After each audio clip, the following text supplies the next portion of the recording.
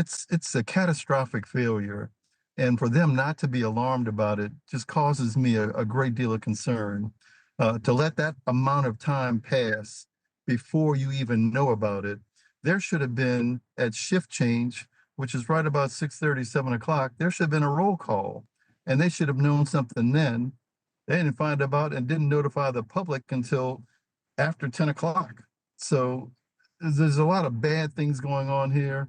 It's the building is a state-of-the-art building. You know, this is not an old building. However, just like with anything else, it has to be properly maintained.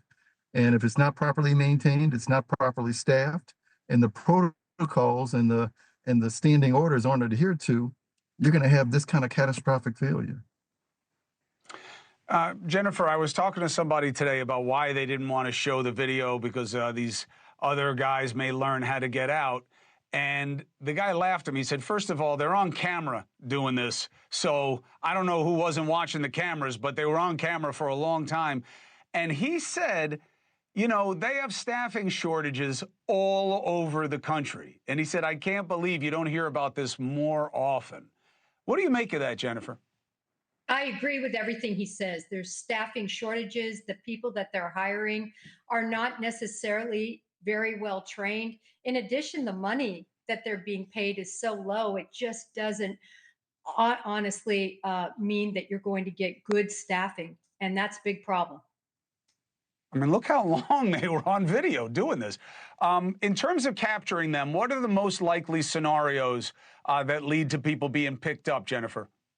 Well, they're going to get captured because I guarantee that they made phone calls from that facility to individuals that they are going to rope into this thing. So that's going to be number one. Number two, there are cameras everywhere, and they're going to pick up these individuals as they disperse. They're going to get them. Also, remember, they have one. That one is going to be critical, I think, in terms of interviewing him, offering him a deal, and see what he knows about where the others might have gone. Marlin, what's your perspective? You know the area well, and you know the dynamics down there in terms of getting them back.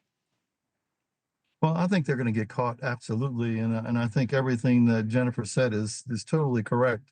You know, the first thing you do is go to the people that help them get out, and they had to make phone calls to set it up. This was obviously a planned event. You know, they planned this and they knew what they were doing, but it's just distressing to see. You know, despite this talk about staffing and not paying, to see that level of a plan be executed right in front of them.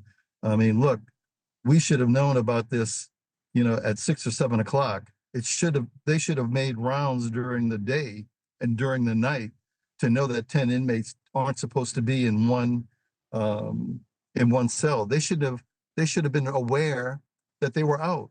You know, lockdown is at 10 o'clock, but they'll get them. Well, I think they're going to get them. I think it's about why so many. I've never heard anything like this. And if it's about something that's repeatable in other places, that's why people should be concerned. But we'll keep an eye on it, especially with the proximity to the French Quarter. Marlin, Gusman, thank you very much. Appreciate you. Coffindaffer, as always, thank you for being a benefit to the audience. Thank you for watching. Subscribe below and download our NewsNation app right now on your phone, and you will get fact-based, unbiased news for all Americans.